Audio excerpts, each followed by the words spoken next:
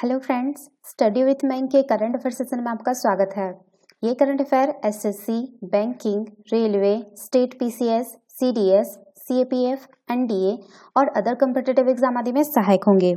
आज की डेट है 28 दिसंबर 2020। तो चलिए आज का करंट अफेयर शुरू करते हैं। आज का पहला प्रश्न है, भारत में प्रतिवर्ष सुशासन दिवस कब मनाया जाता है? ऑप्शन ए 25 दिसंबर, ऑप्शन बी 26 दिसंबर, ऑप्शन सी 27 दिसंबर, ऑप्शन डी 28 दिसंबर। देखिए, जो पूर्व प्रधानमंत्री अटल बिहारी वाजपेयी के जन्मदिन के उपलक्ष्य पर जो है प्रतिवर्ष आपका 25 दिसंबर को सुशासन दिवस मनाया जाता है। इस दिवस का उद्देश्य भारतीय नागरिकों, खास तौर पर छात्रों जो कि देश का भविष्य हैं, को सरकार के उत्तरदायित्व और कर्तव्यों के बारे में जानने का अवसर प्रदान करता है। 23 दिसंबर 2014 को अटल बिहारी वाजपेयी और पंडित मदन मोहन मालवीय को भारत के सर्वोच्च नागरिक पुरस्कार भारत रत्न से सम्मानित किया गया था। सुशासन दिवस जो है सभी सरकारों के लिए एक अनुस्मारक के रूप में कार्य करता है और सुशासन पूर्णतः निष्पक्ष, पारदर्शी और विकासोन्मुखी होता है। पूर्व प्रधानमंत्री अटल बिहारी वाजपेयी का जो जन्म है आपका 25 दिसंबर 1924 को ग्वालियर में हुआ था। वाजपेयी जी ने अपना राजनीतिक जीवन स्वतंत्रता सेनानी के रूप में शुरू किया था। चुनावी राजनीति में उनकी यात्रा जो है वो वर्ष 1957 में शुरू हुई, जब उन्होंने 3 सीटों में लोकसभा चुनाव लड़ा और उत्तर प्रदेश के बलरामपुर निर्वाचन क्षेत्र में चुने गए। वाजपेयी जी तकरीबन 5 दशक तक संसद सदस्य रहे और इस दौरान 10 बार लोकसभा के लिए और 2 बार राज्यसभा के लिए चुने गए। वे प्रधानमंत्री के पद पर 5 वर्ष का कार्यकाल पूरा करने वाले पहले गैर कांग्रेसी भारतीय नेता थे। तो इसका सही आंसर होगा ऑप्शन ए 25 दिसंबर। चलिए नेक्स्ट क्वेश्चन पे चलते हैं। हाल ही में केंद्र सरकार ने कौन से खनिज के लिए एक निगरानी प्रणाली लागू की है, जिसके तहत आयातकों के लिए एक स्वचालित पंजीकरण संख्या प्राप्त करना अनिवार्य बना दिया जाएगा? ऑप्शन ए लोहा, ऑप्शन बी अभ्रक, ऑप्शन सी कोयला, ऑप्शन डी बॉक्साइड। देखिए, केंद्र सरकार ने जो है 1 फरवरी 2020 से जो है एक कोयला आयात 2021 से जो है 1 फरवरी 2021 से कोयला आयात प्रणाली लागू करेगी, जिसके तहत जो है कोयला आयातकों के लिए एक ऑनलाइन प्रणाली के माध्यम से अग्रिम सूचना प्रस्तुत करने और एक स्वचालित पंजीकरण संख्या प्राप्त करना अनिवार्य बना दिया जाएगा।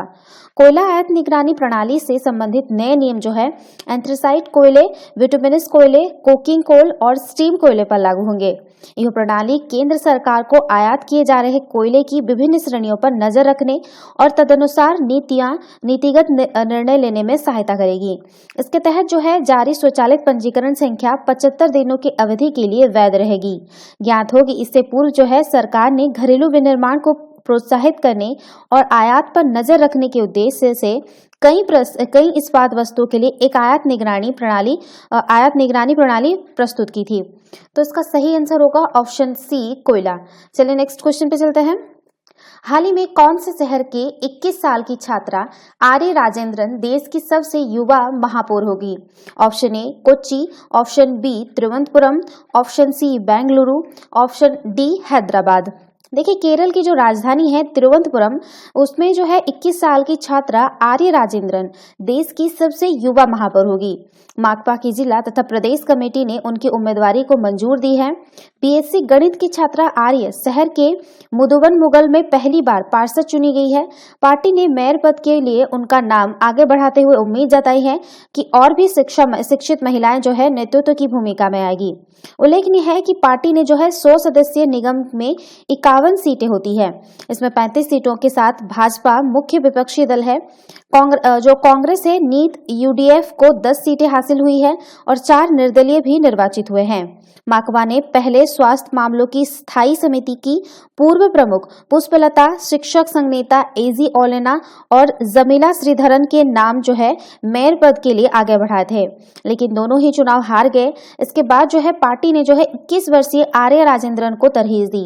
वह पार्टी की बाल शाखा बाल संगम की प्रदेश अध्यक्ष तथा माकपा एरिया कमेटी की सदस्य भी है। इसके अपने चयन पर आर्या ने लोगों को चुनाव में तरजीह दी। तो इसका सही आंसर होगा ऑप्शन बी तिरुवनंतपुरम।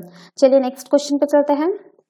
केंद्र सरकार की महत्वाकांक्षी योजना डेडिकेटेड फ्रेट कॉरिडोर के ट्रैक और मालवाहक ट्रेनों पर शोध व अनुसंधान के लिए कौन से शहर में बन रहे देश के पहले हैवी हॉल रिसर्च इंस्टीट्यूट का निर्माण जून तक हो जाएगा?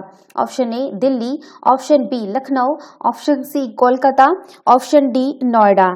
देखिए, जो देश में है उत्पादन ही नहीं बल्कि अनुसंधान भी अब मेक इन इंडिया होगा।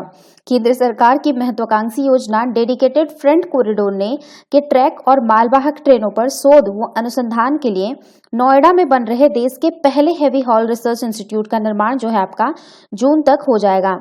इसका निर्माण dedicated freight corridor India limited करा रही है। यहाँ जो है आपका 1100 करोड़ रुपए की अत्याधुनिक मशीनें लगेंगी, जिसके लिए टेंडर जारी हो गया है। ये मशीनें जो है अमेरिका, जर्मनी, जापान, ऑस्ट्रेलिया और ऑस्ट्रिया से आएगी। शुरुआत में यहाँ विदेशी विशेषज्ञ शोध करेंगे और भारतीय इंजीनियरों को प्रशिक्षण देंगे। अनुसंधान के बाद नई तकनीकों से रेलवे की बुनियादी ढांचे को विश्व स्तर पर बनाया जाएगा। इसके अलावा परिसर में उत्तरी व पश्चिमी कॉरिडोर का जो कमांड कंट्रोल रूम भी होगा। वर्ष 2022 की शुरुआत में इसका संचालन पूरी तरह से हो जाएगा। रेलवे अनुसंधान की उत्कृष्टता के लिए पहचानी जाने वाली ऑस्ट्रेलिया स्थित मोनास यूनिवर्सिटी का इंस्टीट्यूट ऑफ रेलवे टेक्नोलॉजी जो है HHRI को स्थापित करने में सहयोग करेगा। तो इसका जो सही आंसर होगा वो होगा ऑप्शन डी नोएडा। चलिए नेक्स्ट क्वेश्चन पे चलते हैं। हाल ही में देश विदेश में कौन सी भाषा के साहित्य में आधुनिकता का मर्म पिरोने वाले प्रख्यात शायर पद्मश्री शमूसी रहमान फारूकी का निधन हो गया? Option A Urdu, option B Tamil, option C Kannada, option D Telugu. देखिए, देश विदेश में उर्दू साहित्य में आधुनिकता का मर्म पिरोने वाले प्रख्यात शायर पद्मश्री शमूसी रहमान फारूकी का निधन हो गया है। प्रयागराज में न्याय मार्ग स्थित बंगले में उनकी जो है शुक्रवार के दिन करीब 11 बजे अंतिम सांस ली। जो 30 सितंबर 1935 को जो है प्रतापगढ़ के कालंकार में स्थित ननिहाल में शमूसी रहमान का जन्म हुआ था। उनका पैतृक घर मऊ जिला पहले जो आजमगढ़ था उसमें में मोहम्मदाबाद के कोरियापार गांव में हुआ था। इसी कारण से शमूसी रहमान अपना जन्म स्थान आजमगढ़ लिखते रहे हैं। उनके पिता MK रहमान फारूकी शिक्षा विभाग के अधिकारी थे। 6 भाइयों में सबसे बड़े शमूसी रहमान बचपन से विलक्षण प्रतिभा के धनी थे। पिता के शिक्षा अधिकारी होने के कारण उनकी शिक्षा कई शहरों में हुई। शमूसी रहमान की जो है हिंदी, उर्दू व अंग्रेजी में 70 किताबें प्रकाशित हुई है। हिंदी के उपन्यास कई चांद थे मेरे आसमां वो आलोचना ग्रंथ उर्दू का आरंभिक काल काफी चर्चित रहा है। 1966 से 2005 तक उर्दू साहित्य की आधुनिक दिशा देने वाले पत्रिका सबखून का संपादन किया। इसके माध्यम से हिंदी की रचनाओं का उर्दू अनुवाद प्रकाशित किया गया है। उर्दू साहित्य के लिए शमूसी रहमान फारूकी को देश विदेश में अनेक सम्मान प्राप्त हुए। उन्हें जो है आपका 1986 में साहित्य अकादमी सम्मान, 1996 में मीर तकी मीर के काव्यसर विस्तृत आलोचना ग्रंथ शेर और अंग्रेज के लिए सरस्वती सम्मान मिला, जबकि उर्दू साहित्य के अतुलनीय योगदान देने के लिए आपका पद्मश्री जो है आपका पद्मश्री 2009 में उनको पद्मश्री सम्मान मिला हुआ है। इसके अलावा इकबाल सम्मान, साहित्य शिरोमणि, उर्दू साहित्य रत्न जैसे अनेक सम्मान प्राप्त हुए हैं। शमूसी रहमान जो है फारूकी का जो है भारत के अलावा विदेशों में भी काफी लोकप्रियता थी। उन्हें 2002 में पाकिस्तान का प्रमुख निशान इम्तियाज सम्मान से नवाजा गया। इससे पहले अभिनेता दिलीप कुमार को भी यह सम्मान मिला था। तो इसका सही आंसर होगा ऑप्शन ए उर्दू। चलिए नेक्स्ट क्वेश्चन पे चलते हैं। हाल ही में कौन से बीमारी की दवा इजाद करने के वाले DRDO के वैज्ञानिक को scientist of the year award से सम्मानित किया गया है? ऑप्शन ए सफेद दाग, option B polio, option D hepatitis B, option D रतौंधी। देखिए, हिमालय पर पाई जाने वाली जड़ी बूटियों से सफेद दाग की दवा जो है इजाद करने वाले DRDO के वैज्ञानिक को scientist of the year award से सम्मानित किया गया है। रक्षा मंत्री राजनाथ सिंह ने DRDO की उत्तराखंड के पिथौरागढ़ स्थित रक्षा जैव ऊर्जा अनुसंधान संस्थान के वरिष्ठ विज्ञानी के पद पर कार्यरत डॉक्टर हेमंत कुमार पांडे को पुरस्कार प्रदान किया। डॉक्टर पांडे पिछले 25 साल से हिमालयन क्षेत्र में उपलब्ध जड़ी बूटियों पर शोध कर रहे हैं। DRDO के वरिष्ठ अधिकारी ने सफेद दाग की दवा ल्यूकोसिन, लिख देते हैं नाम, ठीक है, आप लोग लिख लीजिएगा, ल्यूकोस्किन जो है आयुर्वेदिक दवा है और इसमें जो है हिमालय क्षेत्र के 10,000 फुट की ऊंचाई पर पाए जाने वाली औषधीय पौधे विसनाग से तैयार किया गया है। यह दवा खाने और लगाने दोनों स्वरूप में मौजूद है। इसके अनुसार इस दवा के आयुर्वेदिक फॉर्मूले को DRDO ने एक निजी कंपनी एमिल फार्मास्यूटिकल को स्थानांतरित किया, जो इसे बाजार में बेच रही है। पिछले कुछ सालों में ल्यूकोस्किन सफेद दाग की प्रभावी इलाज के रूप में सामने आई है। एक अनुमान के अनुसार देश में 4 से 5% आबादी किसी न किसी मात्रा में सफेद दाग की बीमारी से ग्रस्त है। ल्यूकोस्किन के अलावा डॉक्टर हेमंत कुमार पांडे 6 दवाओं और हर्बल उत्पादों की खोज कर चुके हैं। इनमें खुजली, दांत दर्द, रेडिएशन से बचाने वाली क्रीम से संबंधित आयुर्वेदिक दवाएं शामिल हैं। इसमें से जो अधिकांश दवाओं के फॉर्मूले को निजी कंपनियों को हस्तांतरित किया जा चुका है। तो उसका सही आंसर होगा ऑप्शन ए, सफेद दाग। चलिए नेक्स्ट क्वेश्चन पे चलते हैं। हाल ही में RTI के तहत मांगी गई सूचना के जवाब के आधार पर उत्तर प्रदेश की कितनी नदियों में प्रदूषण का स्तर खतरनाक स्तर पर है? Option A 10, option B 15, option C 12, option D 20। देखिए, उत्तर प्रदेश के गोरखपुर मंडल के राप्ती और सरयू नदी में प्रदूषण का स्तर जो है खतरनाक स्तर पर है। वहीं देश में जो है, अगर आपका देश का बात करें तो देश में आपका 351 नदियों में सर्वाधिक प्रदूषण है, जिनमें से आपका उत्तर प्रदेश का बात करें तो उत्तर प्रदेश में ही सिर्फ 12 ऐसे नदियां हैं जो कि प्रदूषण स्तर जिनका है खतरनाक स्तर पर है। और आपका अगर गोरखपुर में जो है, गोरखपुर को 2 नदियां हैं जो कि नाम है उनका राप्ती वो आपका सरयू गोरखपुर का, ये जो है सबसे ज्यादा प्रदूषित नदियां हैं गोरखपुर की, ठीक है। और ये जानकारी जो है आपका केंद्रीय प्रदूषण नियंत्रण बोर्ड ने जो है RTI यानी सूचना के अधिकार के तहत मांगी गई सूचना के जवाब में दी है। जो आपका चारू चंद्रपुरी कॉलोनी निवासी कालीशंकर ने जो है RTI के तहत देश की सर्वाधिक प्रदूषित नदियां और उनकी स्थिति के बारे में पूछा था। बोर्ड ने जवाब में जिन नदियों की सूचना दी उनमें गोरखपुर की राप्ती व सरयू भी शामिल है। बोर्ड ने प्रदूषित नदियों के साथ प्रदूषण के मानक भी बताए हैं। बायोलॉजिकल ऑक्सीजन डिमांड के स्तर के आधार पर नदियों का जो प्रदूषण तय किया गया था, राप्ती व सरयू का प्रदूषण 5वें स्तर पर है और इनका पानी पीने व नहाने लायक नहीं है। डेमिनगढ़ के राजघाट व राप्ती नदी के जल में BOD जो है आपका 4.7 से लेकर आपका 5.9 मिलीग्राम तक है, mg तक है, ठीक है, प्रति लीटर है। जबकि बहलगढ़ से देवरिया तक जो सरयू नदी के जल में जो है BOD जो है 4 से लेकर 4.5 mg प्रति लीटर मिला है। तो इसका जो सही आंसर होगा ऑप्शन डी 12। चलिए नेक्स्ट क्वेश्चन पे चलते हैं। हाल ही में सीरम इंस्टीट्यूट ऑफ इंडिया ने कौन से रोग के लिए स्वदेश में पहला टीका विकसित किया है, जिसे केंद्रीय स्वास्थ्य मंत्री हर्षवर्धन अगले सप्ताह लॉन्च कर सकते हैं? Option A Ebola, option B TB, option C pneumonia, option D काला ज्वार।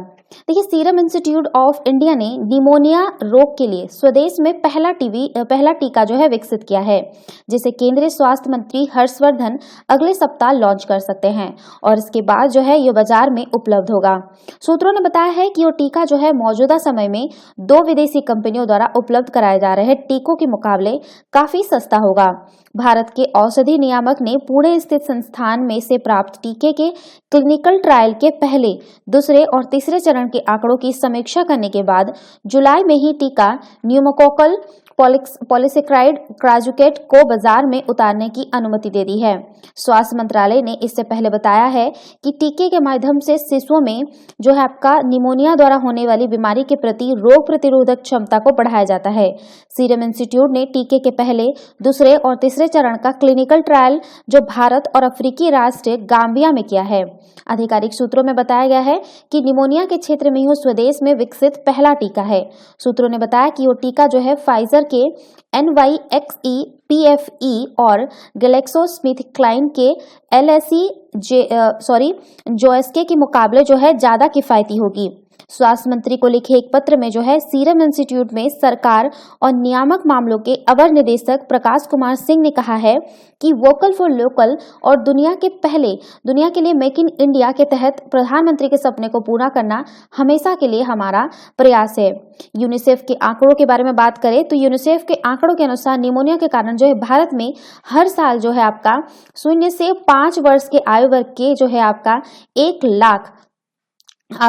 लाख से ज्यादा बच्चों की मौत हो जाती है। आधिकारिक सूत्रों के अनुसार चूंकि निमोनिया श्वसन संबंधी बीमारी है, ऐसे में कोरोना महामारी के दौरान निमोनिया का टीका बेहद महत्वपूर्ण बन जाता है। इस टीके को विश्व स्वास्थ्य संगठन से है जो जनवरी में मंजूरी भी मिल चुकी है। तो इसका सही आंसर होगा ऑप्शन सी, निमोनिया। चलिए नेक्स्ट क्वेश्चन पे चलते हैं। हाल ही में 11 महीनों से चल रही आरोप प्रत्यारोप के बाद अंततः यूरोपीय यूनियन और कौन से देश के बीच व्यापार समझौता हो गया? Option A France, option B Jordan, option C Poland, option D Britain. देखिए 11 महीनों से चल रही आरोप प्रत्यारोप के बाद अंततः यूरोपीय यूनियन और ब्रिटेन के बीच जो है व्यापार समझौता हो गया है। लंदन के प्रधानमंत्री कार्यालय और ब्रसेल्स के EU मुख्यालय ने समझौता होने की पुष्टि की है। 31 दिसंबर को निर्धारित समय सीमा खत्म होने से एक सप्ताह पूर्व ही दोनों पक्षों ने बिगड़ी बात बना ली।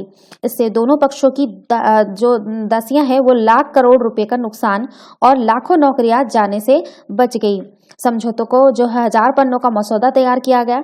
इससे इसके कुछ दिनों बाद सार्वजनिक होने की उम्मीद है। इसके बाद समझौते के बिंदुओं का पता चल पाएगा। इस समझौते को post Brexit free trade agreement के नाम दिया गया है। इसमें जो है दोनों पक्ष एक दूसरे के क्षेत्र में जाकर अपना माल बेच सकेंगे और इसके लिए उन्हें कोई शुल्क नहीं चुकाना होगा। इस समझौते को लागू करने के लिए दोनों पक्षों को अपनी अपनी संसदों से स्वीकृति प्राप्त करनी होगी। तो इसका सही आंसर होगा ऑप्शन डी, ब्रिटेन। चलिए नेक्स्ट क्वेश्चन पे चलते हैं।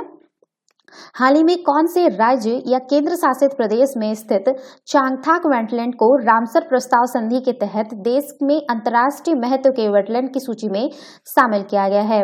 ऑप्शन ए जम्मू और Kashmir, option B Ladakh, option C Arunachal Pradesh, option D Nagaland. देखिए वास्तविक नियंत्रण रेखा पर चीन के साथ तनाव के बीच लद्दाख के चांगथांग इलाके को पक्षियों की चहचहाहट से चहकाने की तैयारी है। बर्फीले रेगिस्तान और लद्दाख में देश विदेश से आने वाले परिंदों का शरण स्थल चांगथांग वेटलैंड अब क्षेत्र को अंतर्राष्ट्रीय स्तर पर नई पहचान दिलाएगा। लद्दाख के सबसे ऊंचे करीब 14,500 फीट की ऊंचाई पर स्थित चांगथांग वेटलैंड को रामसर प्रस्ताव संधि के तहत हाल ही में जो है देश में अंतर्राष्ट्रीय महत्व के वेटलैंड की सूची में शामिल किया गया है। इस सूची में जो है जगह मिलने से भारत दक्षिण एशिया का पहला ऐसा देश बन जाएगा जहां के 42 वेटलैंड को अंतर्राष्ट्रीय महत्व रखते हैं। LAC से सटे चांगथांग इलाके में छोटी बड़ी 11 झीलों के निकट 11 वेटलैंड है। इन वेटलैंड में सबसे अहम जो है आपका स्टार्ट्सबुक तंगसो है और तंगसो कार झीलों के मिलन से बना एक वेटलैंड है। स्टार्ट्सबुक जो है 438 हेक्टेयर में फैली मीठे पानी की झील है और तसोकार जो है 1800 हेक्टेयर में फैली खारे पानी की झील है, जिसके किनारे जो है नमक सूखने से सफेद दिखते हैं, इसलिए इसे सफेद झील भी कहा जाता है। ऊंचे पहाड़ों पर जमे ग्लेशियर की बर्फ पिघलकर जो है इस वेटलैंड को सोखती है। तो इसका सही आंसर होगा ऑप्शन बी, लद्दाख। ध्यान दीजिएगा कि अभी जो इंडिया में टोटल वेटलैंड है वो रामसर द्वारा जो प्रस्तावित है शामिल है रामसर सूची में, वो 42 है। ठीक है, तो ये थे आज के करंट अफेयर। वीडियो पसंद आया तो लाइक, शेयर और कमेंट करना ना भूले, साथ ही साथ चैनल को सब्सक्राइब करना ना भूले। Thanks for watching, have a nice day, take care.